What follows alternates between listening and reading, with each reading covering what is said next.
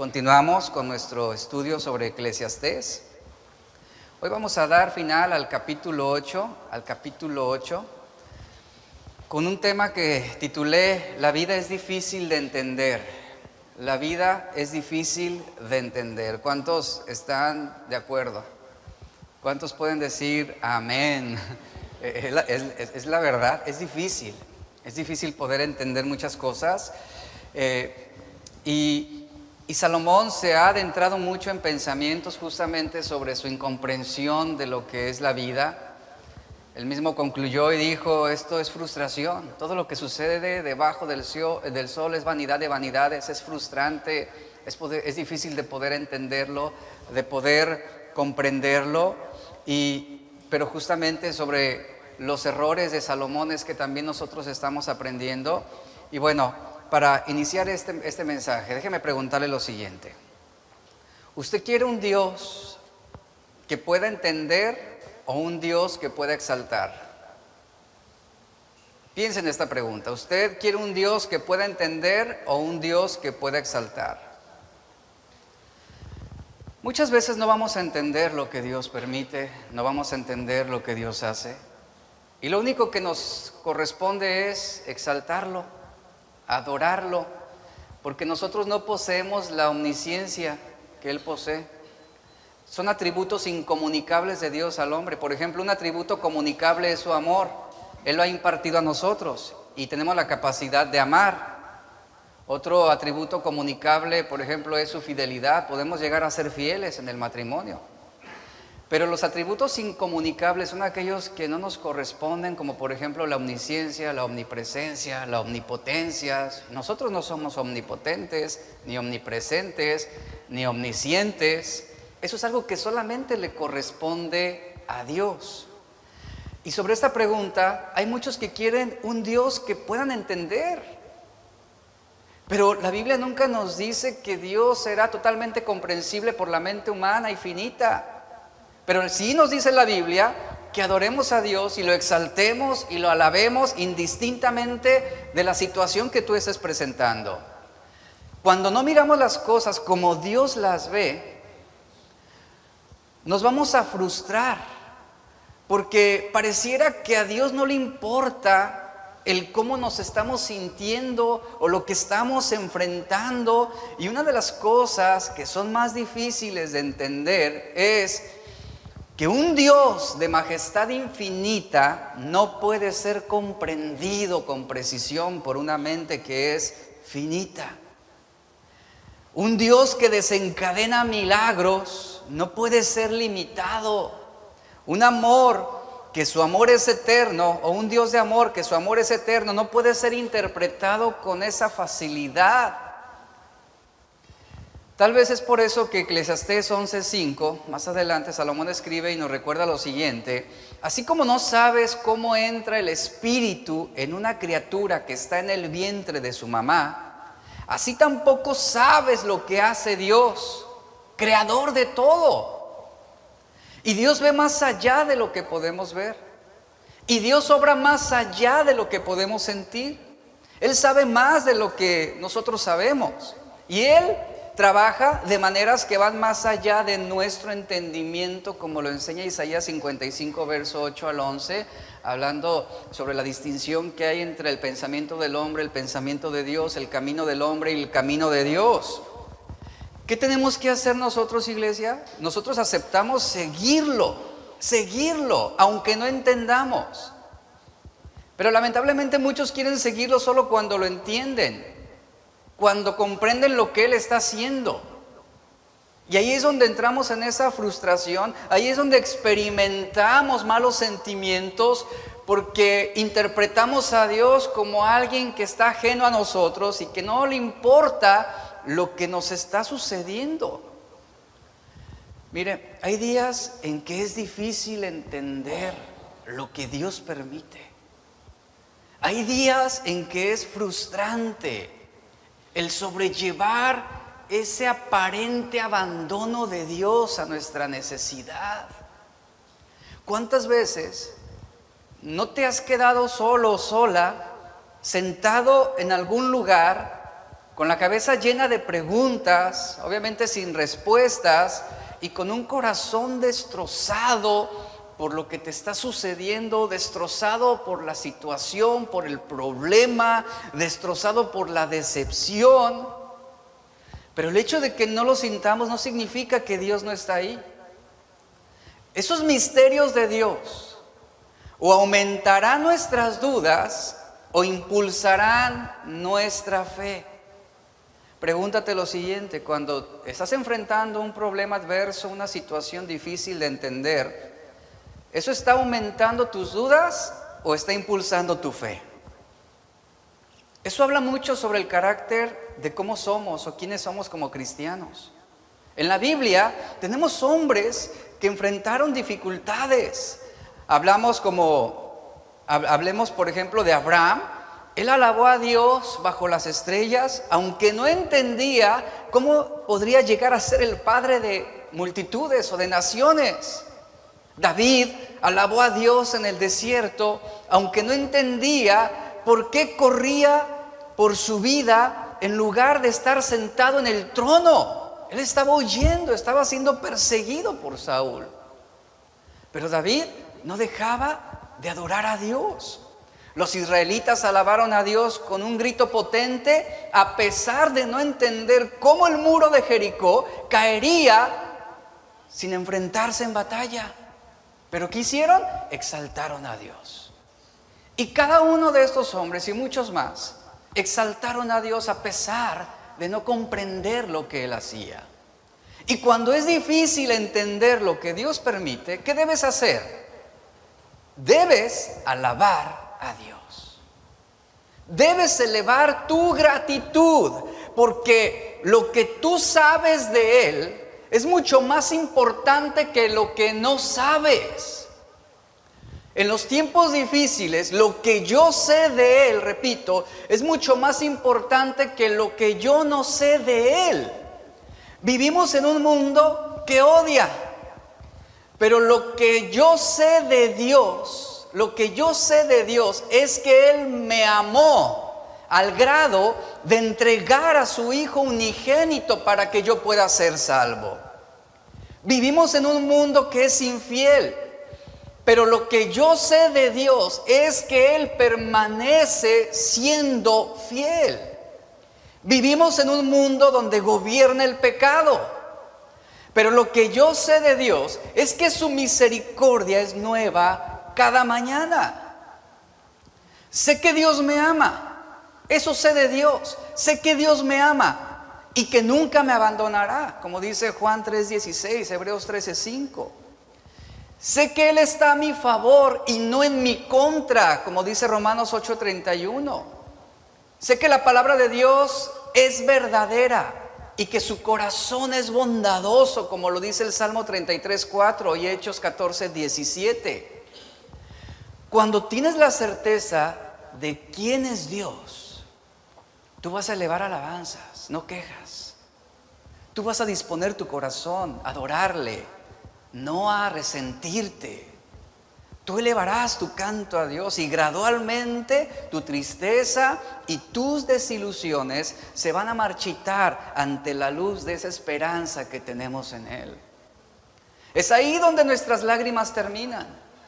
Es ahí donde nuestras fuerzas se renuevan como las del búfalo. Es ahí en su presencia. Ahora es difícil entender lo que sucede en la vida, y es precisamente sobre lo que habla Salomón en esta parte del capítulo. Versículo 9, vamos a leer. Capítulo 8, verso 9.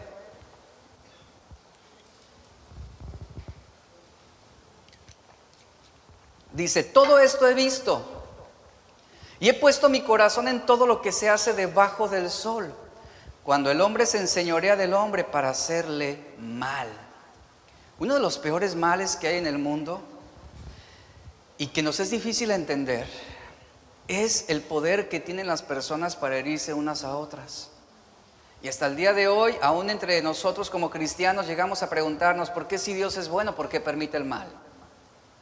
¿Verdad? ¿Por qué si Dios es todopoderoso, por qué no impide las atrocidades humanas, las guerras, las pestes? La Biblia nos enseña que la causa de cometer el mal a otros es el pecado mismo. La palabra enseñorear que leemos aquí es el término que se traduce como dominar o gobernar. El pecado en el corazón induce al abuso de los demás, al abuso hacia los más débiles. Ahora Salomón está reflexionando sobre la crueldad y aquellos crímenes que quedan impunes. Vivimos en un mundo donde hay mucha impunidad, donde no se ejecuta la justicia como debería ser. Hay un reconocimiento honrado del hecho de que hay maldad en los gobiernos. Esto es algo que todos debemos saber. Hay maldad en todos los gobiernos. El hombre se enseñorea del hombre para hacerle el mal. Esto es muy claro en nuestra sociedad. Un escritor expresó acertadamente esta idea cuando él dijo: bajo el capitalismo el hombre explota al hombre, y bajo el socialismo es justo lo contrario. O sea que termina siendo lo mismo, ¿no? El hombre termina explotando al hombre. De este modo reconoce la universalidad del mal este escritor, un escritor político. Al principio de la Segunda Guerra Mundial, para que usted vea un poco sobre las atrocidades que sucedían y suceden en la historia, a principios de la Segunda Guerra Mundial, Hoover era la jefa de enfermeras en un hospital psiquiátrico en la ciudad de Alemania. En 1940, el hospital se convirtió en un centro T4. T4 era el nombre clave que se le daba al programa nazi, en el que alrededor de 70,000 alemanes y austríacos con discapacidades mentales o físicas fueron eliminados. Esa es la palabra, eliminados. En el hospital de esta enfermera Hoover mataron al menos a 14,000 personas. Y esta enfermera era la responsable de las drogas que se utilizaban en las inyecciones letales, además de que participaba en la falsificación de certificados de defunción que se le enviaban a las familias de las víctimas. Doctores, enfermeras y administradores trabajaron en 6 de estos centros en Alemania y Austria. Y estos hombres fueron los precursores de los campos de exterminio en Europa Oriental. Y aún y con todo esto, ellos sintieron y estaban convencidos que estaban haciéndole un bien al mundo. Esas son las atrocidades que podemos observar en el mundo actual también. Todos los gobiernos son malvados, pero ¿de dónde viene el mal? No significa que el gobierno en sí mismo sea malo. El gobierno proviene de Dios, entendamos esto, ya lo vimos anteriormente. Sin embargo, hay un pecado que rige también en los corazones de aquellos que presiden y gobiernan.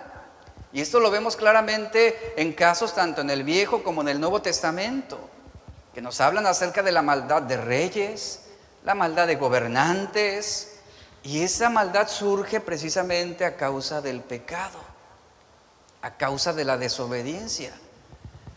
¿Quién de nosotros está libre de maldad? ¿Quién de nosotros está libre de egoísmo? ¿Quién de nosotros está libre de orgullo? ¿Quién de nosotros está libre de deseos de venganza? Ninguno de nosotros estamos libres de maldad. ¿Quién de nosotros puede alegar una absoluta inocencia en todo lo que hace, tanto en su conducta como en sus intenciones? Nadie. Esa es la respuesta, nadie. ¿Por qué? Porque no hay nadie justo. Eso es lo que el propio Salomón concluía. No hay uno justo. Hay maldad en el mundo. Está esa inclinación de herirse unos a otros. No hay uno que no haga la maldad. No hay uno que no piense en lo malo. No hay uno que no tenga la intención de lastimar. Incluyéndose los gobiernos, incluyéndose la sociedad. ¿Por qué? Porque el mal está dentro de nosotros, es lo que la Biblia enseña. El versículo 10 continúa diciendo, ahí vaya acompañándome, Eclesiastés capítulo 8, verso 10. Asimismo, he visto a los inicuos. Escuche y lea con atención esto. Asimismo he visto a los inicuos, es decir, a los perversos, a los malos, que son sepultados con honores.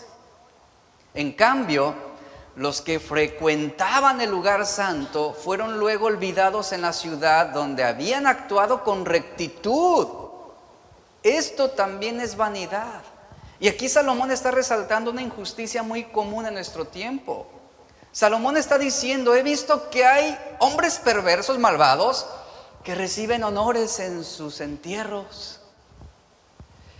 Pero también he visto a hombres que han sido buenos, que han sido buen ejemplo, que han dado buen testimonio, y esos quedan en el olvido. Nadie los reconoce, ninguno los honra. Y Salomón había estado seguramente, por el trasfondo de estas palabras, seguramente él tuvo la experiencia de estar en algún funeral de algún gobernante prominente, un hombre de quien todo el mundo sabía que era un canalla, que era un tirano, pero aunque por fuera parecía bondadoso, aunque por fuera parecía buena persona, parecía recto, parecía buen gobernante, salía del templo, es lo que está ilustrando aquí, sí, la gente veía esa apariencia externa, pero siendo un tirano, dice Salomón, en su funeral era alabado, era exaltado, era glorificado, y ninguno de sus actos malvados se mencionó, es lo que dice Salomón. Eso es malo, dice, él concluye, eso es malo. Dígame un funeral donde alguien diga algo malo sobre quien está en el ataúd. Aún siéndolo. Pudo haber tenido 10 esposas y las 10 esposas hablan lo bueno de él. Increíble, ¿no? Y ahí está, ay, mi papá, ay, mi esposo fue bueno conmigo, y la otra también fue bueno conmigo, y ahí están todas, ¿no? O sea, nadie habla algo malvado. Salomón dice, eso es perverso, eso es pecaminoso. Hay un ejemplo, no de hace muchos años, en la muerte del presidente Brezhnev de la Unión Soviética. Él, este hombre, personalmente, dio la orden de invasión de Afganistán y de la destrucción de millones de personas inocentes en varios lugares del mundo. Pero ¿qué cree? Nada de esto, nada de estas atrocidades que él hizo fue mencionado en su funeral. Más bien, él recibió brillantes homenajes, fue enterrado como un héroe de la Unión Soviética. Y aquí el punto es que muchas veces lo mismo se sigue haciendo hasta el día de hoy.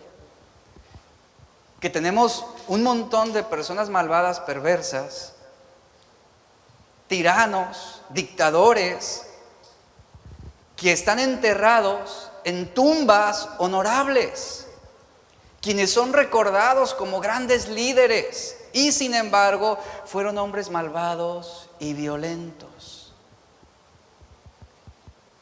Esto trae a mi memoria la historia de una mujer que estaba en el funeral de su marido, el cual había sido un claro sinvergüenza y un criminal y un hombre infiel.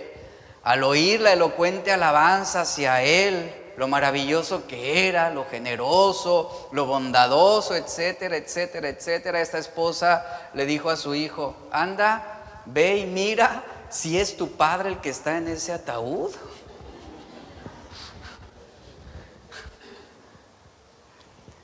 Y Salomón está diciendo, en el mundo en el que vivimos, es increíble, porque al criminal se le sepulta con honores y al que hace lo bueno no se le recuerda, no se le menciona, no se le alaba, no se le elogia.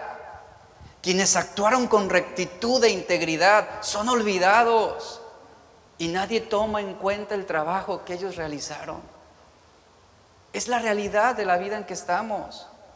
Es aquí donde es difícil entender esta vida, lo que estamos enfrentando.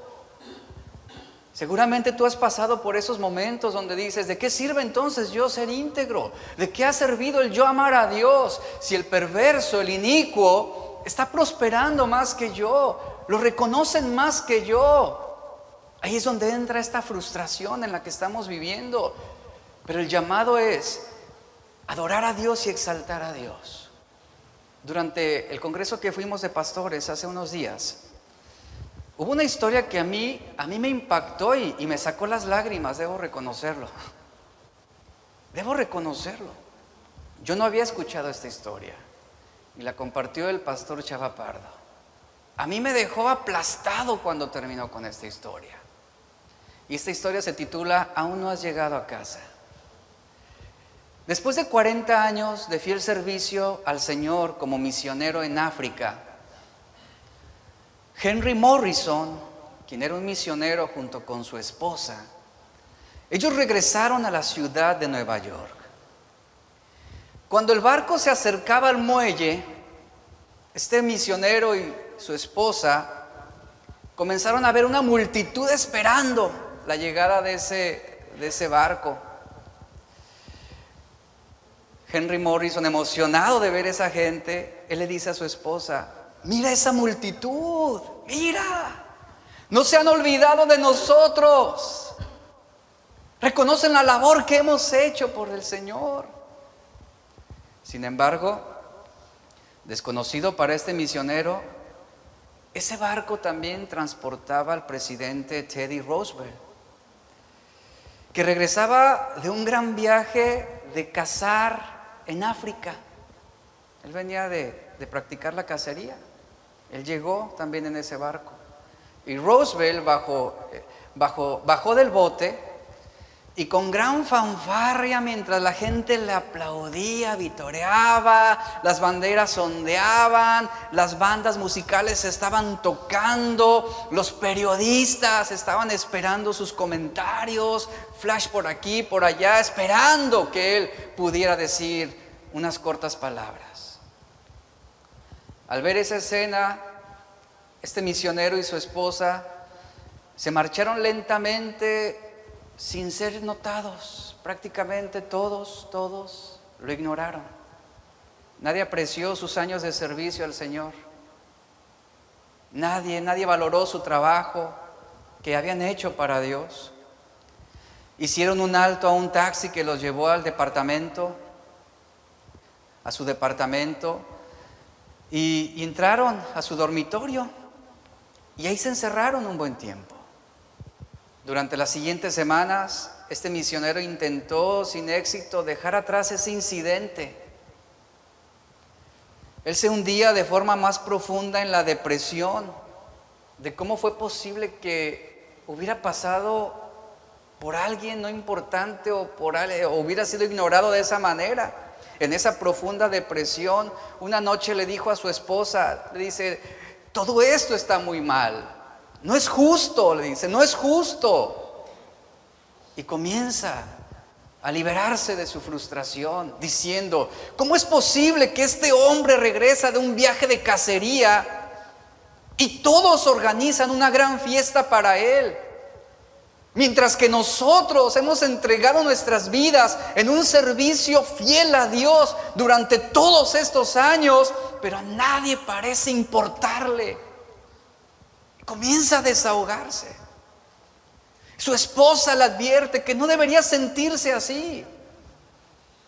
Este misionero le responde: lo sé, pero no puedo evitarlo. Simplemente no es justo, simplemente no está bien. Entonces su esposa le dice: Henry, debes hablar con Dios. Debes decirle esto al Señor y resolver tus sentimientos ahora mismo, pero con Dios. Serás inútil, le dice la esposa, serás inútil en tu ministerio hasta que tú lo hagas. Henry Morrison luego fue a su habitación, se arrodilló y comenzó a llorar y derramar su corazón delante de Dios. Él mismo relata que él comenzó a recordar al profeta Habacuc y comenzó a derramar su corazón ante el Señor. Y él le decía: Señor, tú conoces nuestra situación, tú conoces mis sentimientos, conoces lo que me está preocupando en este momento. Con mucho gusto te hemos servido fielmente durante muchos años, te hemos entregado nuestra vida sin quejarnos. Pero ahora, Dios, simplemente no puedo quitarme este incidente en la cabeza, no puedo. Y después de unos 10 minutos de oración ferviente, Henry regresó a la sala de su casa con una mirada pacífica en su rostro. Su esposa lo observa, lo mira y le dice: parece que has resuelto ya el problema. ¿Qué pasó? ¿Qué pasó? Henry le responde a su mujer: el Señor lo resolvió por mí. Le conté lo amargado que estaba, porque el presidente recibió este tremendo recibimiento en casa, pero nadie se encontró con nosotros cuando volvimos a casa. Nadie. Y dice Henry Morrison: cuando yo terminé de orar, pareció como si el Señor pusiera su mano sobre mi hombro y el Señor me dijera simplemente: pero Henry, todavía no has llegado a casa. Todavía no has llegado a casa. Qué increíble historia. Cuando tú estés en una situación similar a la de este hombre, recuérdate esto: todavía no has llegado a casa. ¿Le puedo dar un aplauso a Dios?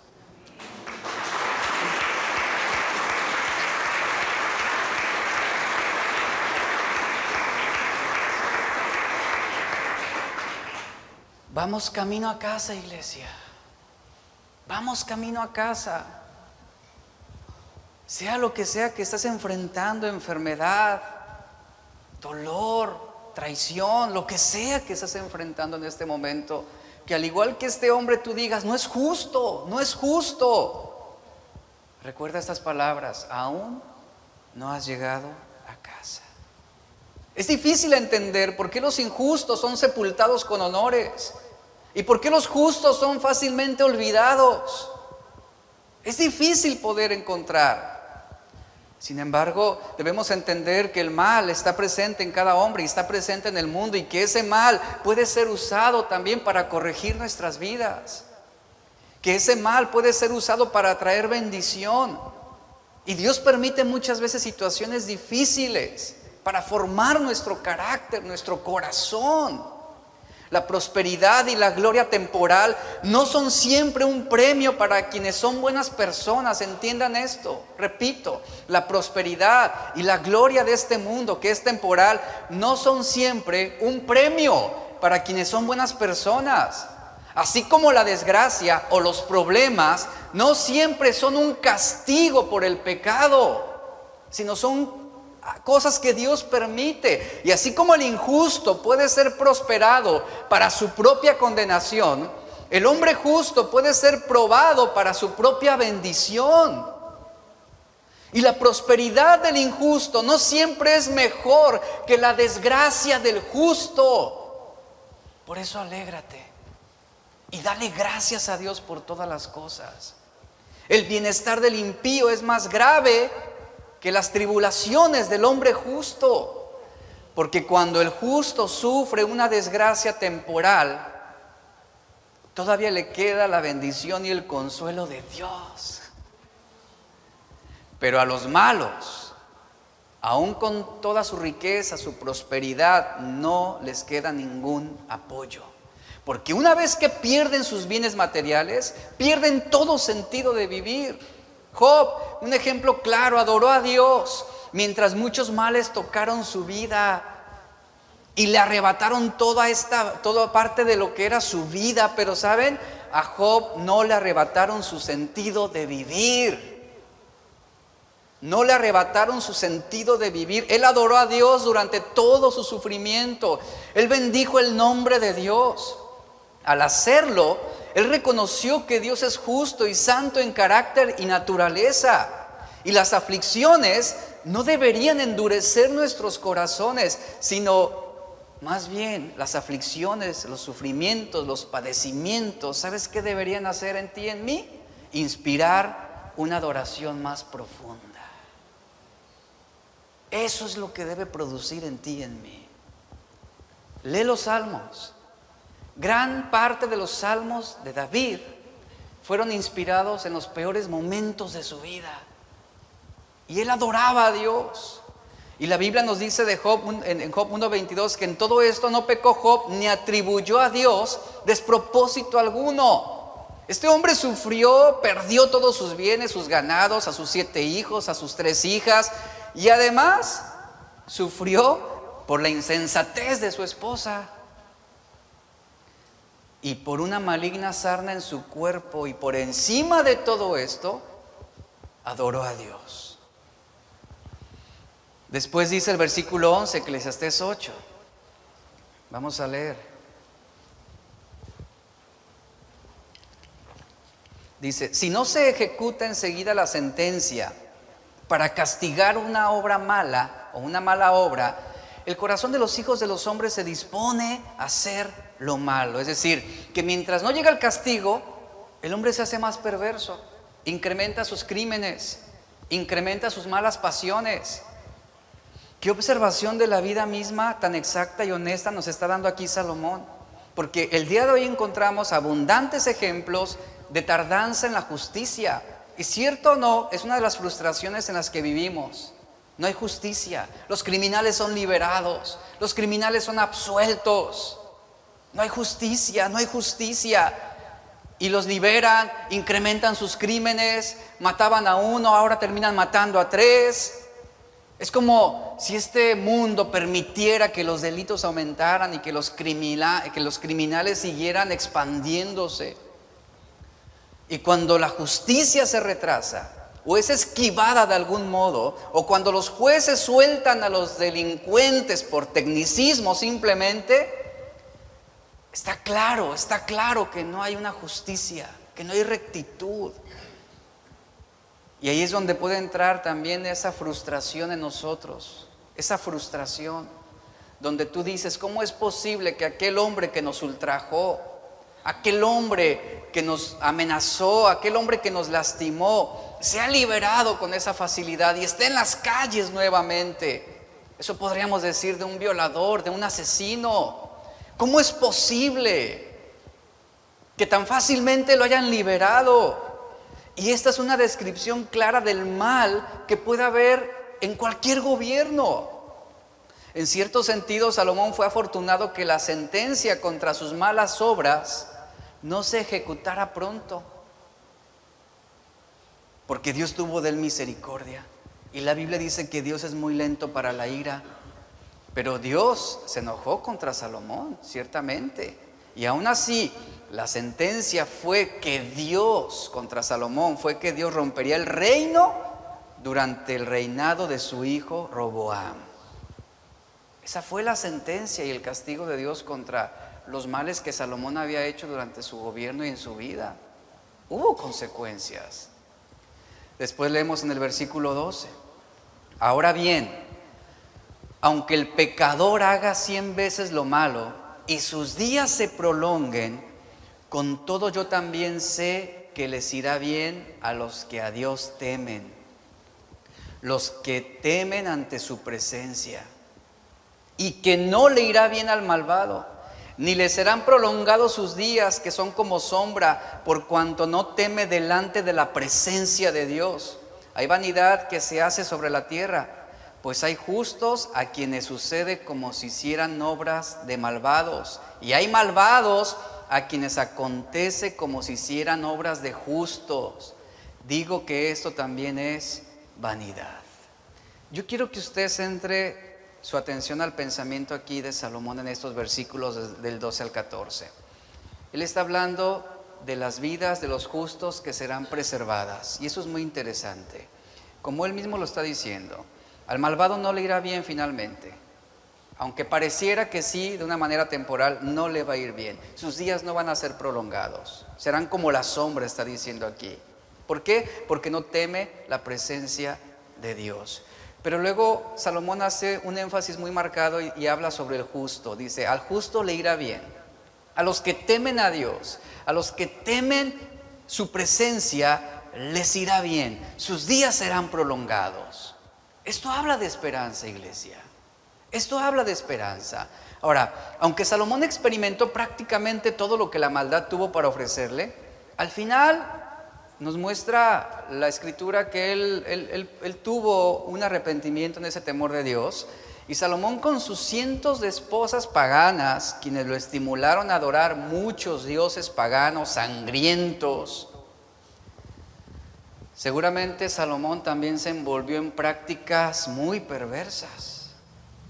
Y eso es obvio por el tipo de idolatría que él practicó. Pero con todo esto, Dios también tuvo misericordia de él. Ahora Jesús, quien fue el primer hombre justo en la tierra, él fue crucificado como si hubiera hecho la obra del mal, o fue tratado como un pecador. Y muchos de los seguidores de Jesús también han sido injustamente martirizados por su fe, tratados como si fueran injustos. Hacia el final de su vida, Salomón debió haberse sentido más y más como el hombre malo recompensado, como si hubiera hecho conforme a la obra del justo. Y su legado culminó en lo que quedó en la historia como la edad de oro de Israel. Pero en lo profundo de su corazón, Salomón sabía que había hecho lo malo ante Dios.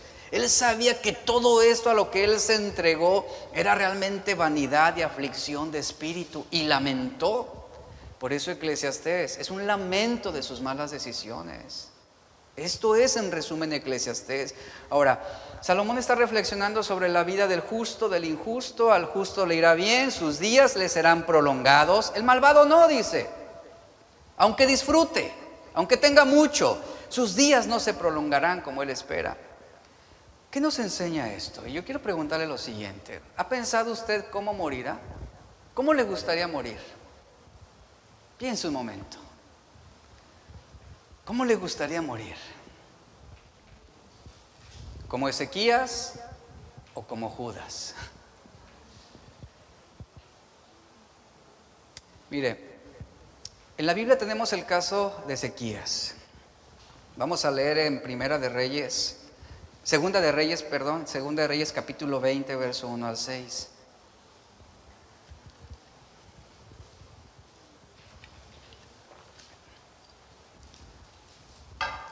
El caso de Ezequías, dice el versículo 1, igual está en la pantalla los textos. En aquellos días, Ezequías cayó enfermo de muerte. Y el profeta Isaías, hijo de Amós, fue a verlo y le dijo, Jehová dice así. ¿Qué le dijo? Ordena tu casa, porque vas a morir, ya no vivirás.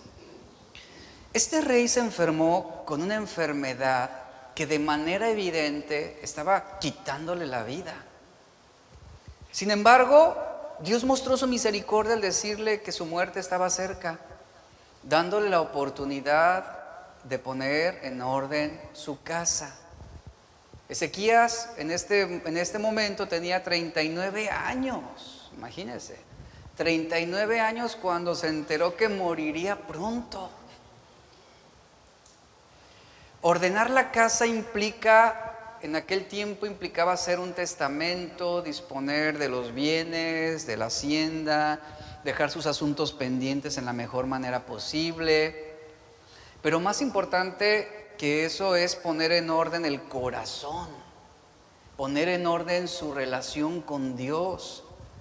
Y Dios le estaba dando la oportunidad de que se arrepintiera, de que corrigiera sus caminos, que se asentara en su fe, que resignara su voluntad a la de Dios, que abandonara toda clase de idolatría o toda clase de entrega que ofendiera a Dios. Esa es la oportunidad que Dios estaba dándole a este hombre. Y dice el versículo 2 que entonces Ezequías volvió su rostro a la pared y oró así a Dios, diciendo, te ruego, Jehová, te ruego que hagas memoria de que he andado fielmente delante de ti y con corazón íntegro, que he hecho las cosas que te agradan. Y ahí está orando este hombre. ¿Y Ezequías qué hizo? Lloró amargamente. ¿Recuerdan en el Nuevo Testamento quién lloró amargamente también? Pedro, que era un sinónimo de verdadero quebrantamiento, de verdadero arrepentimiento delante de Dios. Entonces el Señor le estaba dando la oportunidad a Ezequías de que reflexionara profundamente sobre cuál era la condición de su corazón. Por si había por ahí camino de perversidad, como dice el salmista, examíname, oh Dios, y conoce mi corazón y ve si hay en mí camino de perversidad. Entonces Ezequías hace esa evaluación y llora amargamente. ¿Por qué lloró amargamente? Porque seguramente encontró en su corazón algo que estaba estorbando el propósito de Dios.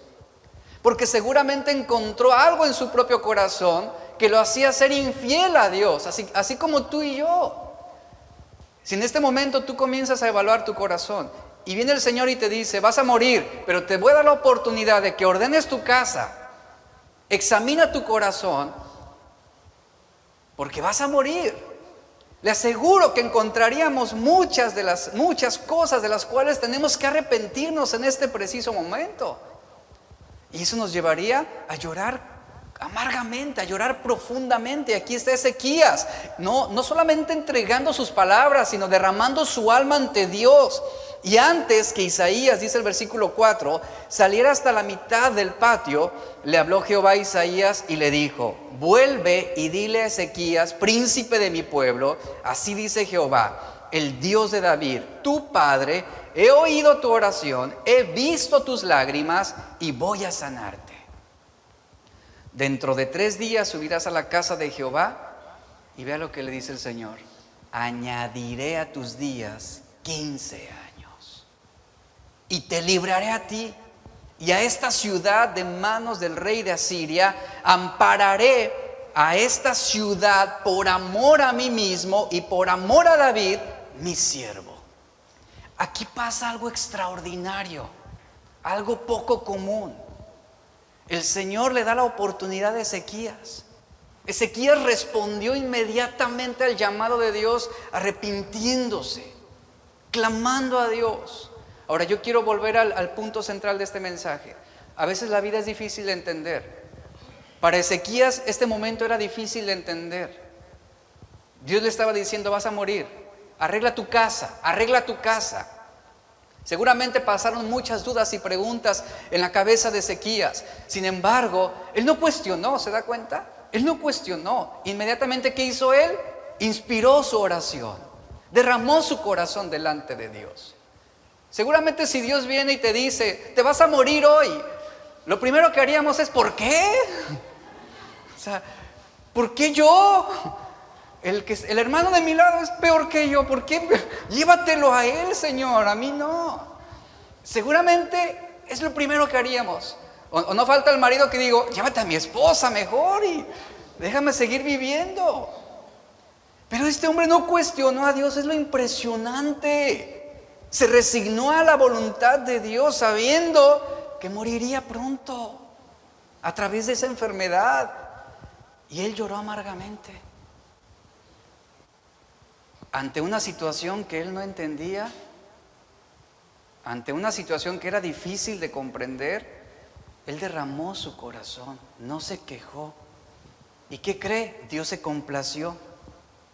Y Dios le dice a Isaías, regrésate y dile que porque he visto su oración, he escuchado su oración, porque he visto sus lágrimas, lo voy a sanar.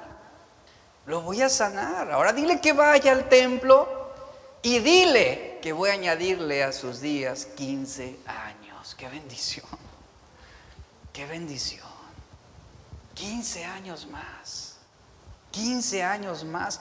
Claramente vemos aquí cómo este hombre admitió también con gozo este decreto de Dios. Esto fue algo que animó a Ezequías. Salomón nos está hablando también de que tenemos motivos para alegrarnos a Dios y para animarnos en Él. Una es que Dios preservará a los suyos a pesar de lo que ocurra con nuestros cuerpos. El hombre tiene el poder en sus manos, hablando de la maldad que hay, de quitarnos la vida. Sí, pueden quitarnos la vida, pueden ultrajarnos nuestros bienes personales. Es más, pueden manchar nuestra reputación en esta tierra. Pero lo que no pueden arrebatarnos es nuestra fe. Es nuestra fe. Nuestra alma está asegurada en los brazos del Dios omnipotente. Eso no pueden arrebatarnos. Ese es Dios quien va a preservar a los suyos a pesar de lo que pueda ocurrir en nuestros cuerpos. Jesús dijo a sus discípulos, no teman a los que matan el cuerpo, pero el alma no pueden matar. Teman más bien a aquel que puede destruir el alma y el cuerpo en el infierno. Las demandas de Dios tienen esa precedencia sobre las amenazas de los seres humanos. Realmente una promesa de Dios se cumple independientemente de lo que el hombre pueda hacernos. Eso es caminar en la luz de Dios. Ahora, Dios es capaz de cuidar a los suyos, ¿está de acuerdo con eso? Y Dios es capaz de preservar nuestras vidas. Y a los ojos de Dios, lo que le pasa a nuestros cuerpos realmente no se compara con la recompensa que recibiremos en la eternidad.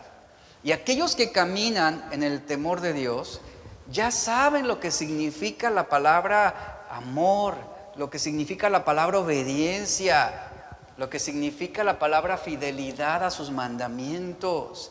Seremos guardados por Dios sin importar lo que le pase a nuestros cuerpos. Otra cosa que nos alienta es saber que Dios va a juzgar el mal a su tiempo.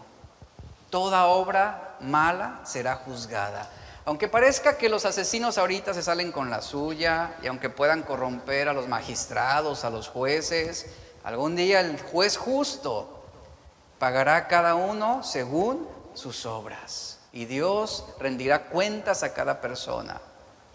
Y aunque en esta vida pareciera difícil poder entender en qué momento se hará esa justicia, lo cierto es que nosotros somos animados en saber que Dios lo hará en algún momento. Dios lo hará en el tiempo oportuno. Ahora, aquí claramente estamos viendo algo importante. La Biblia nos habla mucho sobre la muerte de los infieles. Mucho, bastante. Nos habla bastante sobre la muerte de los infieles. Hombres que cortaron sus vidas bajo sus propios recursos y por sus propias manos. Saúl, después de haber sido derrotado por los filisteos en la batalla del monte Gilboa, ¿qué hizo? Terminó suicidándose con su propia espada para evitar ser capturado. Judas, su nombre está relacionado a definiciones negativas como codicioso, engañoso y falso. Traicionó a Jesús por 30 monedas de plata. El remordimiento fue tal que aturdió su alma al punto en que su única salida fue intentar ahorcarse, pero su cuerpo cayó hasta reventarse y sus entrañas se desparramaron en ese lugar. Zimri, quien fue un comandante en aquel tiempo que gobernaba a los gobernaba a los israelitas en la ciudad de Tirsa, Zimri aprovechó, dice la historia bíblica, que el rey estaba ebrio y lo asesinó. De ese modo ascendió al trono. Sin embargo, en cuanto los israelitas se enteraron de la traición, nombraron a Omri, general del ejército, como rey acorralado por el nuevo rey y su ejército, y en lugar de enfrentar a sus enemigos, dice la historia, que Zimri se encerró en el palacio e incendió el lugar y así se suicidó. Y su historia se encuentra en Primera de Reyes 16. Es lo que está hablando Salomón. Sí, el hombre puede complacerse en la injusticia que hace, pero él va a terminar destruyéndose bajo sus propias manos y por sus propios recursos. Sus días no van a ser prolongados, él mismo se destruirá. No así los justos, como el caso de Ezequías. Ahora yo creo firmemente, y hoy en estos días estaba reflexionando sobre esto. Creo firmemente que Dios ha prolongado nuestros años sin nosotros saber lo que Él ha hecho. Y sabe, yo reflexionaba sobre 2 eventos importantes en mi vida donde seguramente yo debía morir. Uno de ellos fue hace cerca de 15 años donde me asaltaron a punta de pistola, me robaron un dinero que yo tenía de la empresa en la que trabajaba y de alguna manera extraordinaria no pasó a mayores. Uno lo ve, ay, no dispararon. Pero ¿qué hubo detrás de todo eso? Seguramente Dios, sin yo saberlo, y yo reflexionaba sobre eso, yo pude haber muerto ahí, pero Dios en su misericordia, ¿qué hizo? Prolongó mis años. Otro evento importante fue cuando me dio dengue, ahí por ahí en 2017, algunos recordarán, estuve hospitalizado, a punto ya de que se convirtiera en hemorrágico, a lo cual cuando yo estaba en el hospital realmente se tornó algo serio y grave. Pero aún así, Dios prolongó mis años. Digo, son eventos que uno ve, observa en su vida y no los tomas en cuenta, pero entendiendo esto, de cuántas cosas el Señor no nos ha librado sin darnos cuenta. De cuántas cosas. Piensa en esos eventos que seguramente pudieran haber facilitado tu muerte. Y no fue así. Y no fue así. Cuando fallece alguien decimos, era muy pronto para que muriera.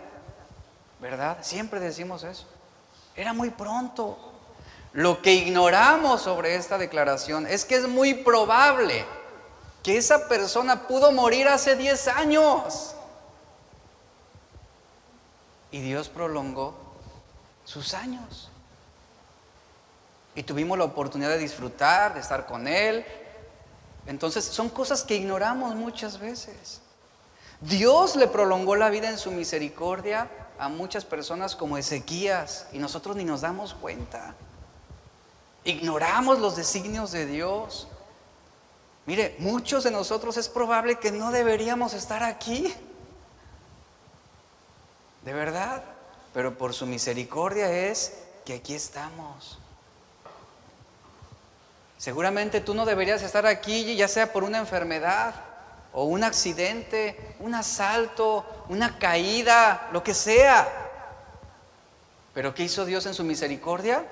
Prolongó los años de tu vida. Él no te dijo, pero así obra Dios. Alguien que dice, si todos vamos a morir, no tiene sentido vivir, es alguien que no conoce la misericordia de Dios. No conoce la misericordia de Dios. Y qué maravilloso, iglesia, es saber que nuestros tiempos están en las manos del Dios que es omnipotente. Lea conmigo el Salmo 31, 15 al 16. ¿Cuántos son los años que vivirás en esta tierra? No sabemos. Pero lo que sí sabemos es que Dios lo sabe.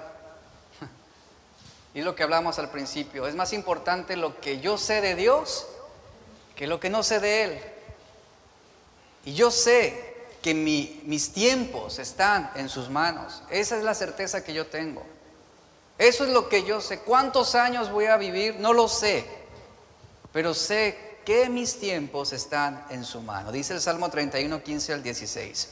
En tu mano están mis tiempos.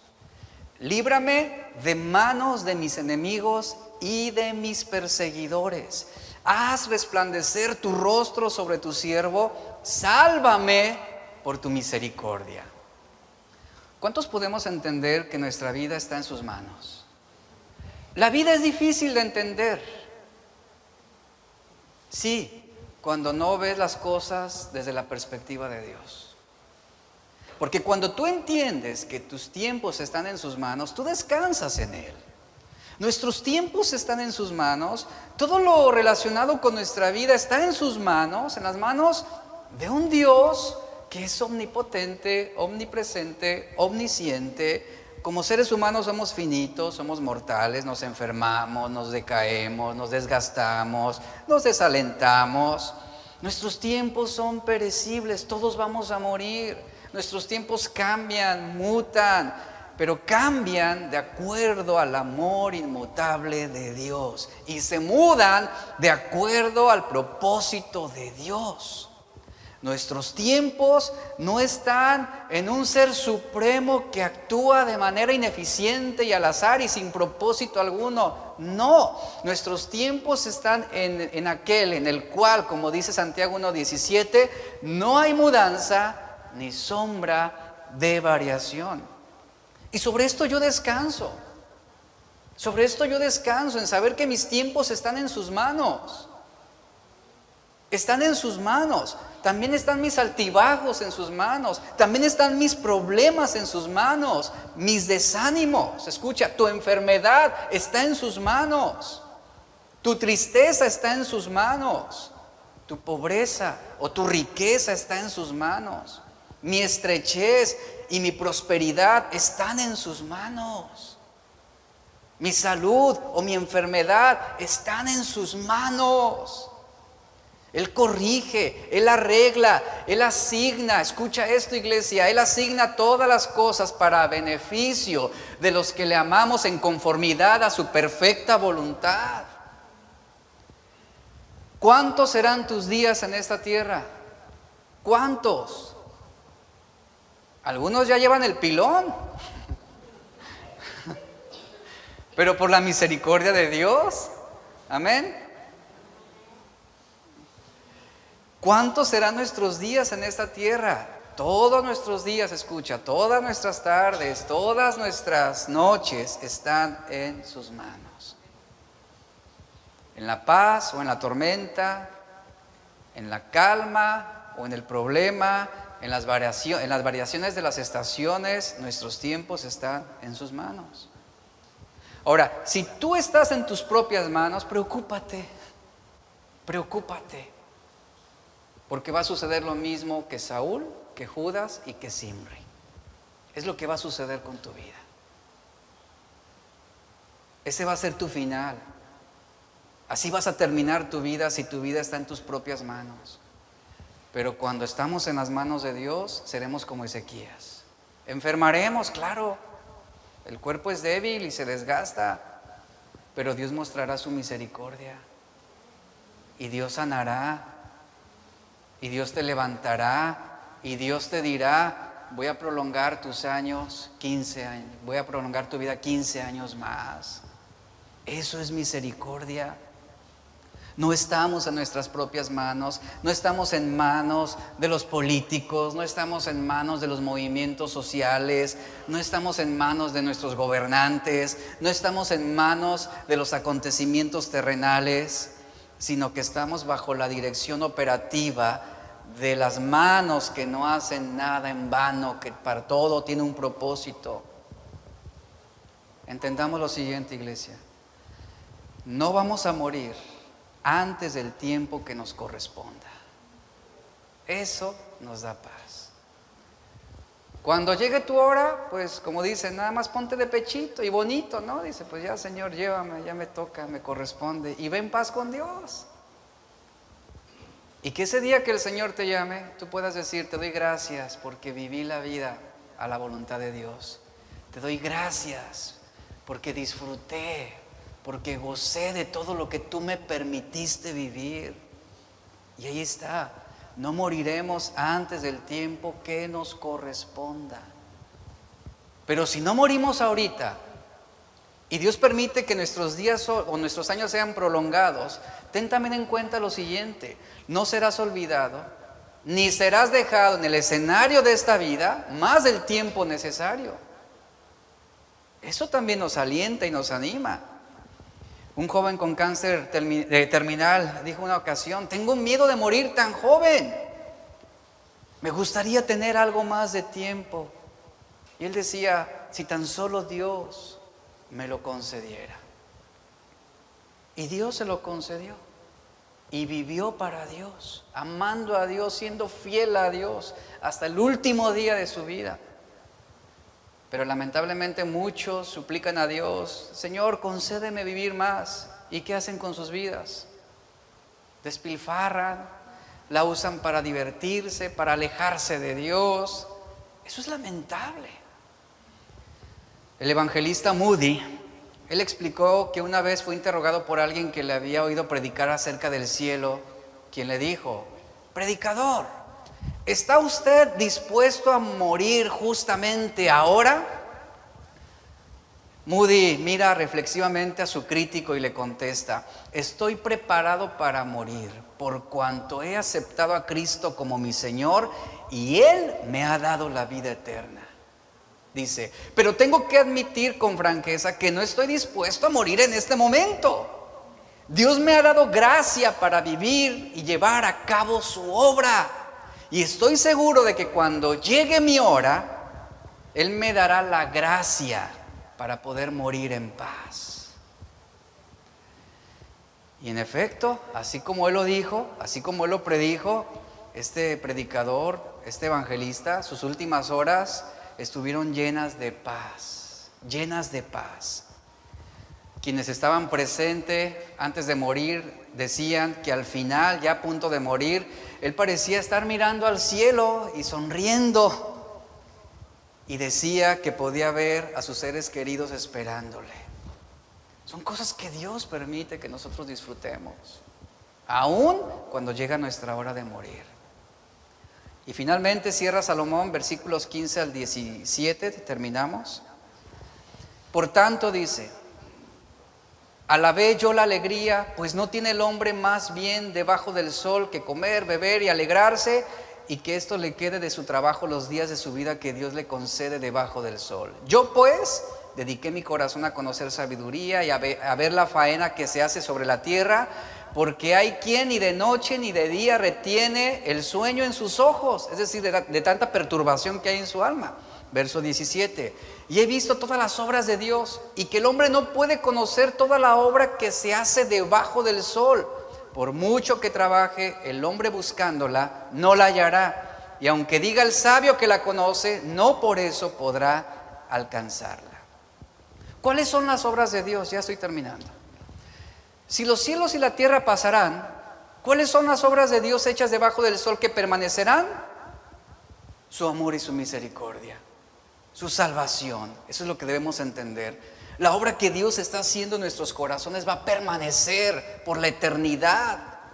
Dios puede cambiar pecadores corruptos e impuros. Él puede hacernos parte de esa nueva creación, donde recibimos su amor y su misericordia. Y aquí Salomón finalmente llega a la conclusión que todo lo que él había estado haciendo era vanidad, aflicción de espíritu. Toda su famosa sabiduría debajo del sol no podía compararse con la verdadera sabiduría de Dios. Y así finaliza Salomón con esas palabras: Dios nos concede la vida debajo del sol, por tanto debemos vivirla y debemos disfrutarla, de modo que cuando nos toque morir podamos decir: le encontré el sentido a vivir. ¿Quién le da el sentido a nuestra vida? El Señor. Es vivir para Él. Le encontré el sentido al vivir. Disfruté comer, disfruté beber, disfruté el alegrarme de todo lo que Dios me concedió. Disfruté a mis amistades, disfruté a mis hijos, a mis nietos, disfruté mi matrimonio. Todo lo que Dios me concedió, trabajo, dinero, hijos, esposa, amigos, todo lo disfruté. Le encontré sentido a vivir. Y aunque no tenía todo lo que yo hubiera querido, podemos decir tú y yo, le encontramos el sentido a la vida, haciendo la voluntad de Dios. Y ese es el gozo de Dios. El gozo de Dios no viene de circunstancias felices y agradables, porque cuando perdemos las cosas, el gozo se retira. Eso es lo que el mundo cree. El gozo es un regalo de Dios que puede acompañarnos incluso en las circunstancias más difíciles. Por eso Salomón nos anima a esto.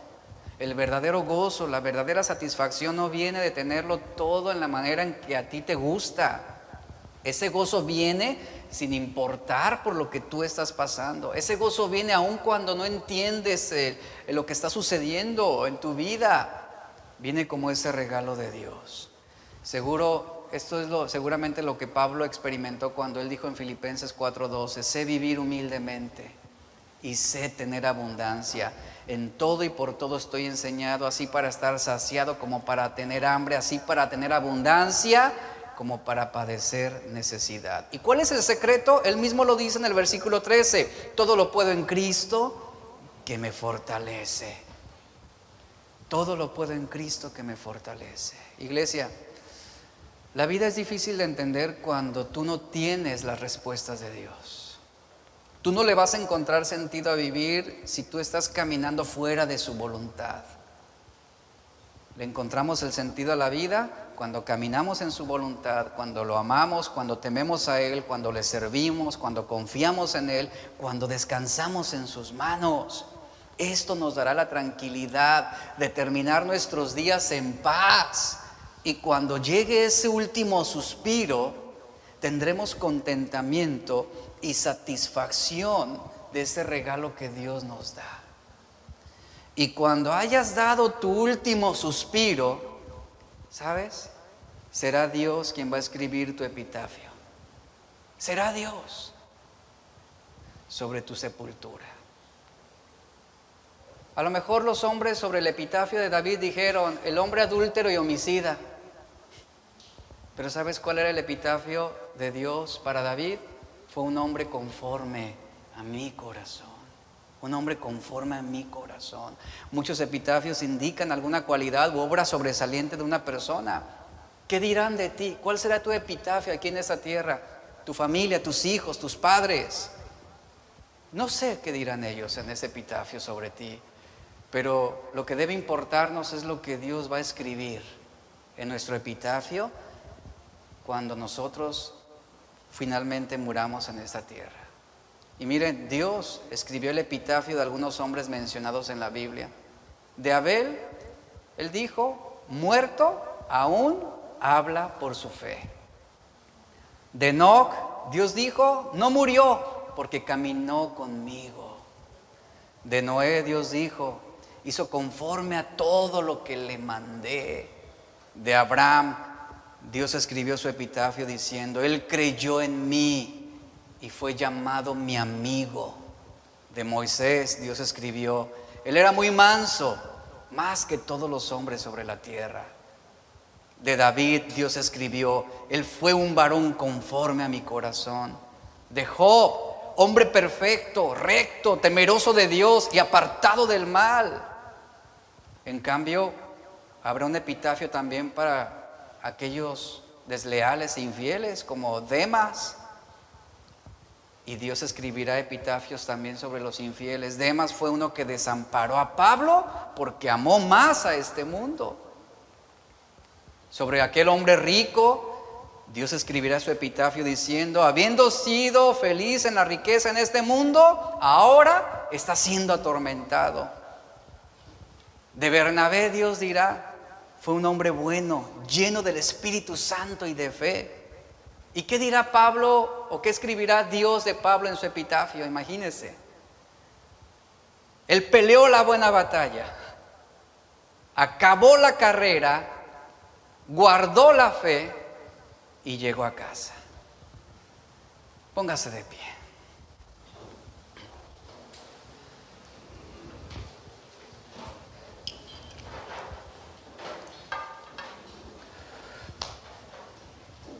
¿Cuál será el epitafio de Dios para ti?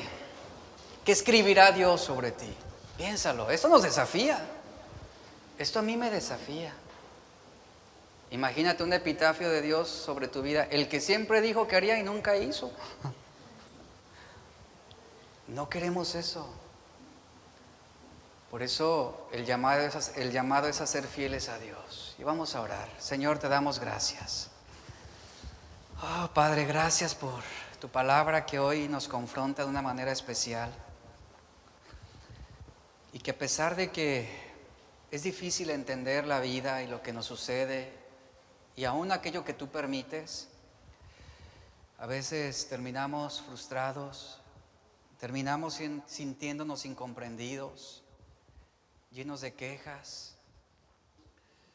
Pero tú nos recuerdas día a día y nos dices, no te impacientes, no te impacientes. Todavía no has llegado a casa. Todavía no has llegado a casa. El día que llegues a casa, todas tus lágrimas serán enjugadas.